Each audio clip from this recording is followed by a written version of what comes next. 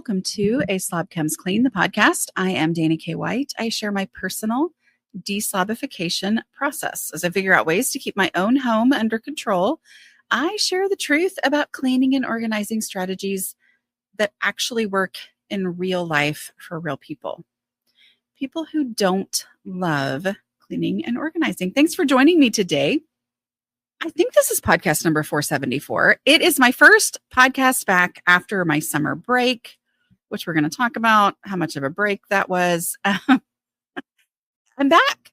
So you're going to have your normal rambly podcasts. I loved hearing from quite a few of you who took the time to email and say, thank you for putting out the audio recordings of previous YouTube Q&As. I know there was one where the sound wasn't great, and I'm sorry about that, but that really meant a lot. It meant a lot to know that y'all were thankful for that. I'm sure that those were people who've been around long enough that they know that the other option was for me to not put any podcast out over the summer, but I thought that was a really fun way to keep things going. But now it's time to get back to things. So this is podcast number 474, and I think I'm calling it my State of the Home Post-Summer 2025 podcast. I've done these not every year, but I do them probably quite a few times at the end of the summer because it just kind of makes me think, oh, so how are things going as far as cleaning, organizing, decluttering, all the things that were my goal when I started my blog back in August, right around now of 2009. So I have now officially been doing this for 16 years. What? Y'all, that's bananas. That is wild, right? And the podcast, I think, started in 2013. So this is the 12th year of the podcast. I don't know. I always get mixed up. 12, 13, something like that, year of the podcast. So I think it's good to kind of just give an idea, because when I started all of this, first of all, I never thought this is what I would be doing. If you happen to be new here, just so you know, this was supposed to be a temporary secret practice blog, and I was going to get my house under control, and then I was going to start writing about things I felt qualified to write about. I was not teaching anything and had no intention of teaching anyone else how to declutter, but here we are. It is 2025, and this is what I do for a living. I teach people how to declutter from the perspective of someone to whom this stuff is the farthest thing from natural as it could possibly be. Okay, so what was my summer like? Well, I had one college kid home all summer, and then I had another college kid who was in and out for a few weeks at the beginning and the end of the summer, and then the other one lives, in an apartment full time. So that one did not come home for the summer, other than weekends, occasionally here and there. But that's what it was like. And when I started my blog, my kids were 3, 5, and 7, and now they are 19, 21, and 23. Took me a minute to remember. That's a big difference. And I am here to say that it is easier in a lot of ways when your kids get older, because they're just not living in the living room all the time with toys and things like that. So, but there are definitely challenges. The main thing though, that I look back and realize that I had to accept that actually started to change things was that I could only control, and therefore needed to control, what I was doing, right? Like I only finally started to make progress in my home when I said, you know what? My situation is my situation. At the time, I had kids who were 3, 5, and 7. And that was my reality. And being frustrated because having kids who were 3, 5, and 7 made it harder, which of course they legitimately did, right? Didn't get me to the house that I wanted to have. And when I say the house I wanted to have, again, if you're new here, just so you know, it was not me wanting to have a perfect home. It was me wanting to have a livable home. Right. And so I had to embrace the reality of the situation that I was in. But it is easier, right, when you don't have little ones who live their whole pretend play life in the living room. So, but it's also hard sometimes too. And it's kind of sad. But I just have always determined to just enjoy whatever stage of life I happen to be in. Okay, so that was the situation for the summer. Yes, I took off from the pressure of having to put out new podcasts and new YouTube videos all summer. However, I'm working on a book that is due technically beginning of October, but in my mind, it's due September 15th. So that book will not come out until 2026 because that's how books work. It'll come out, I think, October of 2026. But that means I really have not had the summer off because I have been going and working on the book. I go to coffee shops and things to kind of get out of the house and have some focused time to work on that. But it has been a little frustrating because I feel like I haven't had the summer off that I normally try to have. Also, as you know, the last several years, I have been doing all of my YouTube videos over the summer. And that's also not being completely off, but it's also worth it because then I don't have to make videos all the time all year. They're already done for the year, but that's because I have a college kid who edits those videos while he's home in the summer. So the reality is I didn't necessarily have it off, but it was lovely and nice because of, not having the new content needing to go out, to you guys. So, but let's talk about some pre-made decisions. Pre-made decisions is something I've been thinking a lot about lately. When I talk about pre-made decisions, what I mean is basically the stuff that I used to think of as habits that I was like, oh, if I could just make it a habit to always have my dishes done, if I could just make laundry a habit, if I could just do this, that, and the other as a habit, then my house wouldn't be out of control. And I was thinking of habits as being the things that I do without realizing that I'm doing them, like all of my bad habits, right? My things that I shouldn't do, but do it and then go, wait, did I just do that again? Like that's what I think of as a habit. So that's what I thought I was working toward or wishing for, that doing the dishes was going to be the kind of habit where I was like, wait, did I just do the dishes? Oh my word, I didn't even realize I was doing them. That is not how it's ever worked for me, but I do consider these things pre-made decisions, right? Like a pre-made decision is something where I had to look at something as a non-negotiable, but I had to look at it as a non-negotiable because I am so good at negotiating my way out of things that other people are like, wait, of course you have to do the dishes, because you do. We have to do the dishes. But I would try to negotiate my way out of doing the dishes.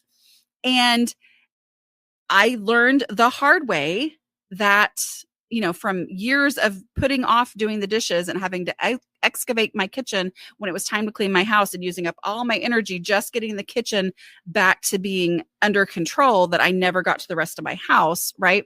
That mindset of, okay, I now know because I have learned the hard way that I have to do the dishes every day. If I will do them every day, they never get behind. If I will do them every day, they only take 10 to 15 minutes to do them. That's what I call dishes math. And if I will do them every day, then the rest of my house somehow stays under control because I am able to work on the rest of my house instead of spending all my catch-up time in the kitchen, right? And so that is a pre-made decision. Pre-made decisions got me through the loosey-goosiness of the summer. Yes, I only had one kid at home. Yes, I was still working on book writing and video making.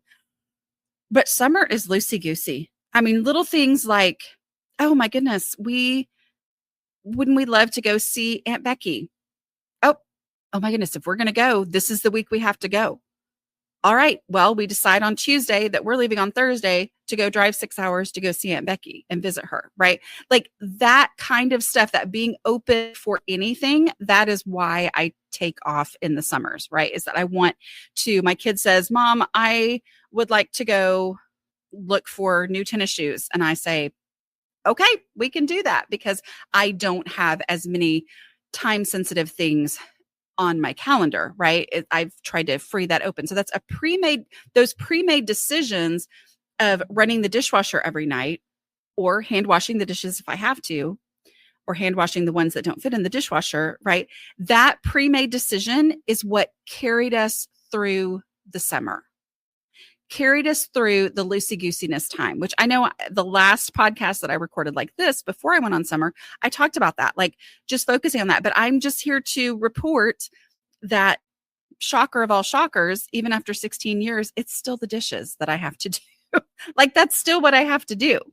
And when I keep the dishes done, when that is the non-negotiable, that either I or my husband or my daughter know that we have to run the dishwasher, if as long as we will do that, the kitchen never gets completely out of control. The kitchen gets messy. And y'all, I know I've said this sometimes, but when I say do the dishes, a lot of people want to think I mean get my kitchen perfectly reset and sparkling every day. When I say do the dishes, what I mean is do the dishes. Do I want to get my kitchen perfectly reset and sparkling? Of course I do, right? But when I say I've boiled it down to if I will keep the dishes done, if I will do them every day, it keeps my house from getting out of control.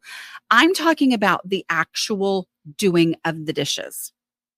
Even if I don't wipe down the counters, even if I don't throw away the trash for the macaroni and cheese box, right? Even if I don't, whatever, if I will keep the dishes done, then those moments of, oh my goodness, I didn't do that last night. It is quick and it is easy to then get things wiped down and picked up and the kitchen look beautiful and reset because I did the dishes. So when I say the non-negotiable is the dishes, I mean the actual dishes themselves. There are no tricks. I'm not trying to trick myself into making the kitchen spotless. I am just like, do the dishes. Does that normally result in some wiping down and some straightening and all that? Yes, of course it does. But knowing that it's the dishes that are the hinge is really powerful for me, because I am the kind of person who's like, don't tell me I have to do something that doesn't actually have to be done, right? Like, of course the kitchen needs to be cleaned up. But when I'm talking about what is the bare minimum, I want to know the actual bare minimum. And the bare minimum is keeping the dishes done. So that's pre-made decisions. 5-minute pickups, those are pre-made decisions. Not that we did one every day, but when I have that moment of, I'm like, 5-minute pickup, that will cure that and it will get things back under control. The other thing too is that pre-made decisions can be for fun stuff too. Anytime I'm writing a book, especially when I'm writing a book and also living in the loosey-goosiness of summer and trying to get the videos done, I honestly get very frazzled. And so having some fun pre-made decisions is really helpful for me. And what I mean by that is getting in my pool. Now, this is not saying get in the pool every day, because I know not everybody has a pool. I just have one now for the last couple of years in our new house. But making it a pre-made decision that I'm going to get in my pool every day is somehow a brain shift that is really helpful and powerful to me. Another pre-made decision that I had with when my kids were seniors, we did adult conversation lunches, right? And I said, okay, for the second semester of your senior year, which the first one, that was 2020. So we all know how that went after March.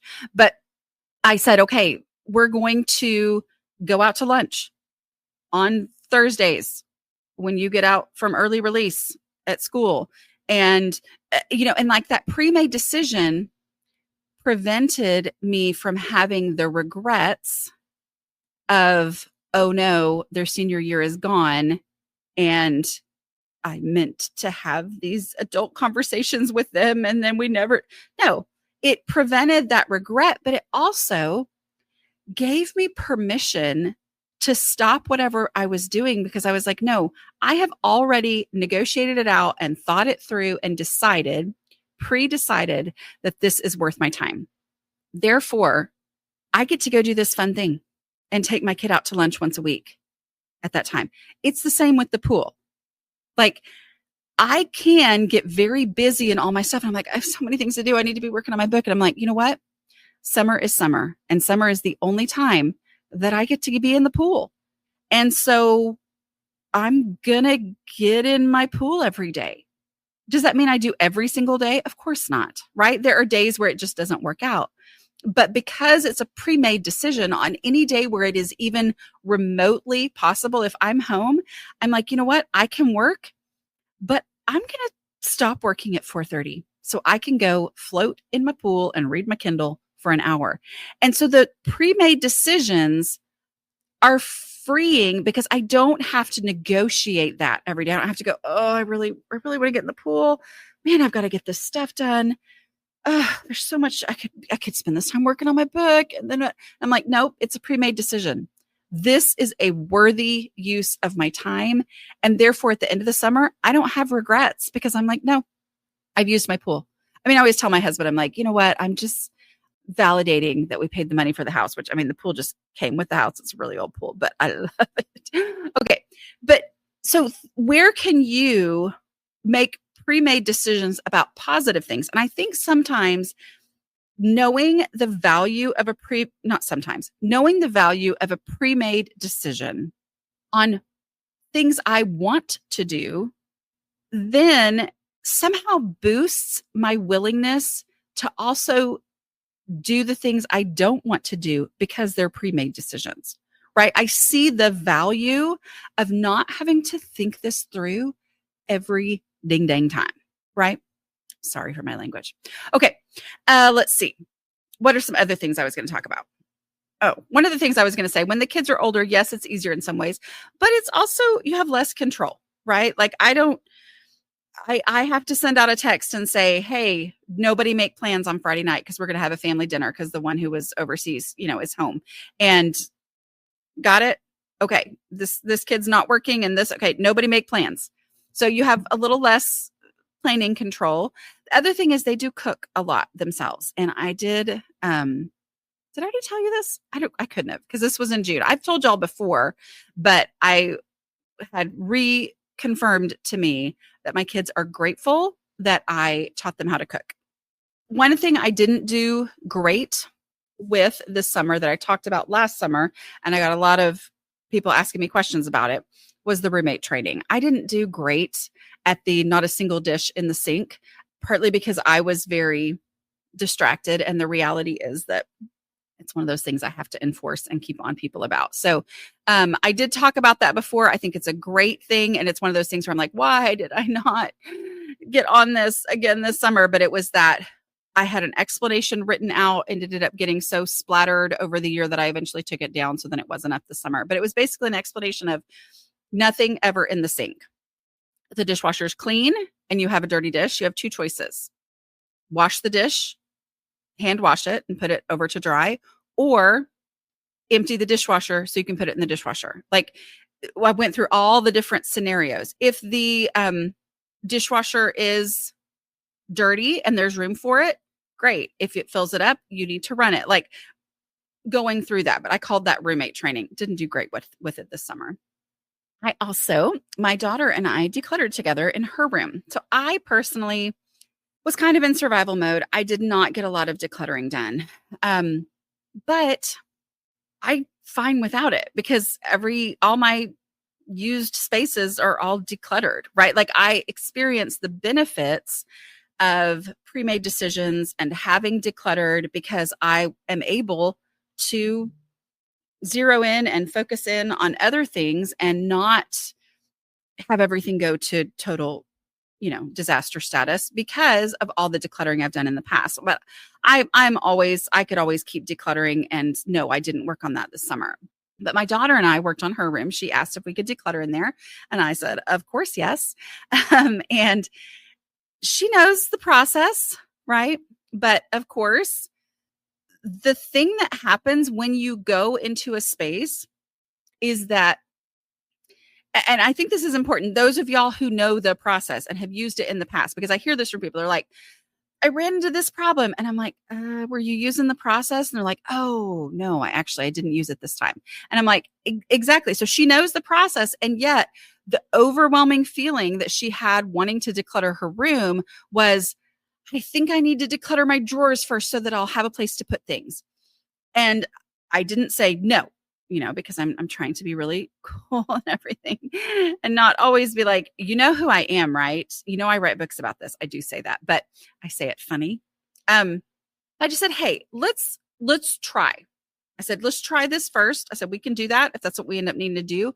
But why don't we try the surfaces first, the visible space first, because there's so much power in making visible progress. And her dresser was all very neatly placed, but it was overwhelming with how much stuff was on there. So I said, let's just look for trash. Let's just look for trash on top of your dresser in this space. And so we took a before picture and she started looking for trash and she was like, there's probably not any trash, y'all.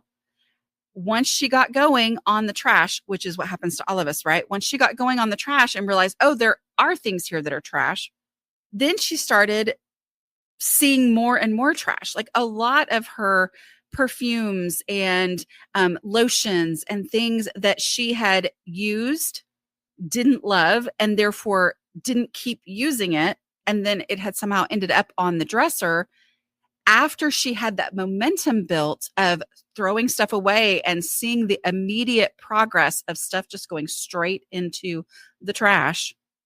She realized, oh, actually, this one's trash. And so when she first looked, as happens to all of us, we're like, oh, no, there's not trash. That's not trash.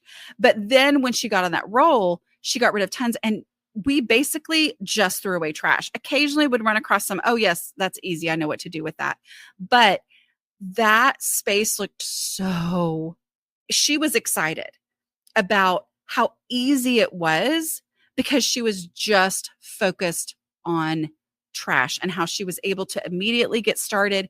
And then we went with surfaces first and then did the drawers. The problem with doing the drawers first of all, it's not visible, and visibility is so powerful to keep you encouraged and inspired and motivated to keep decluttering because you're seeing the progress that you're making. But also the mental thing that happens when you do have, I know my drawers are full and I've got stacks of clothes that need to be put away. Go ahead and go through those stacks and see if there's any trash or obvious donations in there first, because when you haven't done that first, then you've got a big stack and you think, I've got to have room for that big stack. When in reality, the stack is probably not that big once you get rid of the obvious donations and the damaged pieces. Okay. And so then you have a much better idea of what you're going to need to put away. And then when you go into the drawer, as soon as we started going to put things away, then she was like, oh, now she had the trash momentum anyway. She was already on a roll and she was able to, toss things so much more easily into the donate bin, right? Because of the process and the progress that she had already made. Something else too on that. We established a specific, she has this piece of furniture that it's not really a drawer, but it's got a door that opens. It's kind of like an armoire, but not really. But it has a defined space in the middle. And we said, let's just make this because it was already kind of used that way. Let's make this your memory cabinet. And that was very freeing for her because she was like, okay, just the things that you're like, I don't know. It's like, okay, as long as it fits in the memory space, the memory cabinet, then it can stay, right?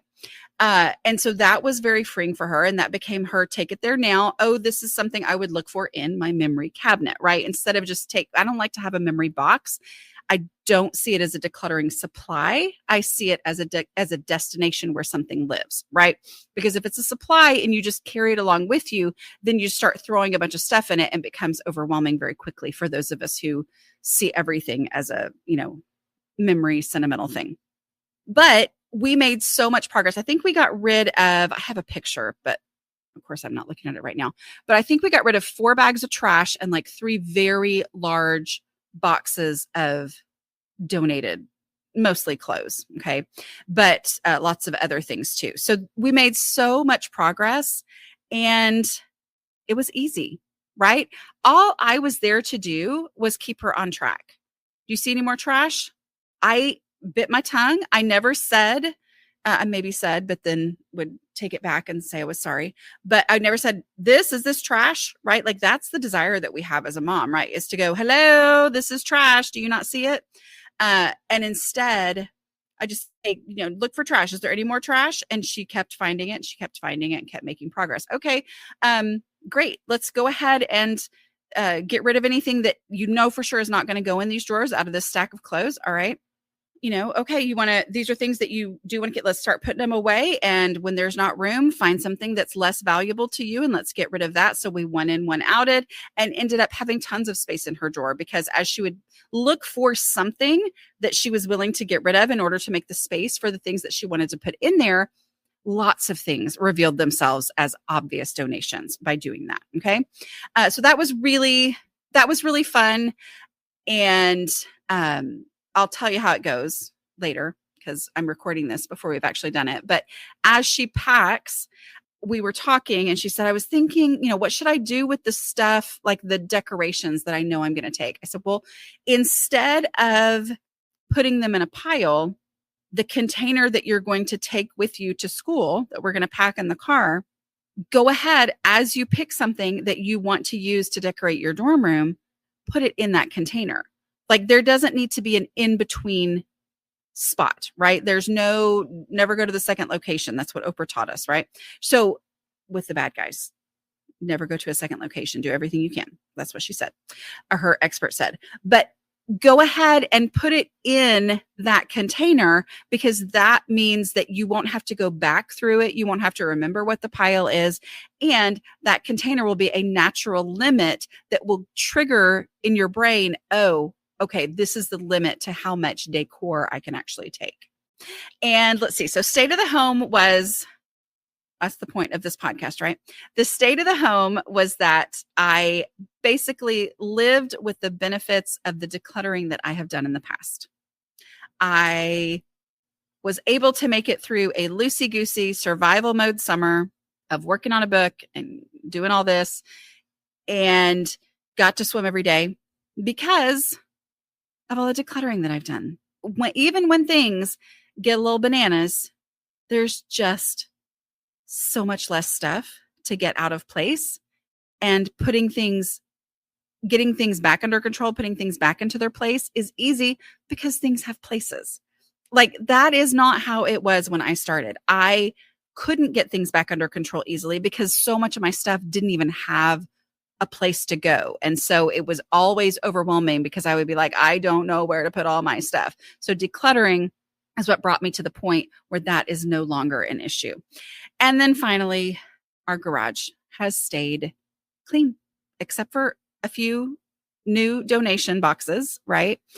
It has stayed clear. And y'all, this is a big deal. So I've been able to park my car in the garage for a long time now. But this summer, after we had completely cleared out the garage, but there will be a video on that over the course of the next year, we're able to park 2 cars in the garage during hailstorms. In Texas, we have hailstorms. I'm sure you have them everywhere or most places. But when hail is coming, you want to get your car out of the hail. Now, when you have 5 people in the house and they all have cars, it's not always possible. But we put the 2 newest cars in the garage. And my husband got a new truck this summer, not new, but new to us, that he's very, very proud of, very excited about. And he told me the other day, he said, I put the truck in the garage last night before I went to bed because I got an alert that it might hail. And so that's a big deal. If you're new around here and you just have a little bit of decluttering to do, you might be like, what? Some of y'all know. Some of y'all know the big deal that it is to be able to pull a car into the garage because it might hail. It's a really big deal for those of us who struggle with clutter. And the reality of the container concept is what has made that happen. The container concept is that space is finite. And every space in my home is a natural limit to what I am able to keep in my house. Therefore, it changes how I look at every space in my home. And it helps me look at my garage as a place for the car or the truck, right? Like it changed, like the garage is my container for my car, which means I can't put things in there that make it impossible for me to park the car. Now, do I? Of course I do. But I can't. That's why it's a big deal that we finally had both sides of the garage cleaned out. But that mindset shift into, oh, even though from, 7:30 in the morning till 6:30 at night when my husband is gone at work, like it's technically empty space. Or he doesn't always park it in the garage anyway, just because it is a little tight. But it's not empty space that I can fill up, which is the way I used to think of any empty space. I can put stuff there. Instead, it's empty space that is serving the purpose of being empty and available to be able to put the car in there. And that mindset shift is the biggest difference between now and the state of my home versus 2009 when I started all this. I didn't understand the value of space or the purpose of space being open and stuffless. All right. I hope this has been helpful. I know it's rambly. It's always an adjustment for me to get back to doing the podcast and just blah, blah, blah for 30 something minutes. But I missed y'all and I have enjoyed being back. And I am excited to see where this year takes us as we all keep on decluttering. All right. I will talk to y'all next week. Bye.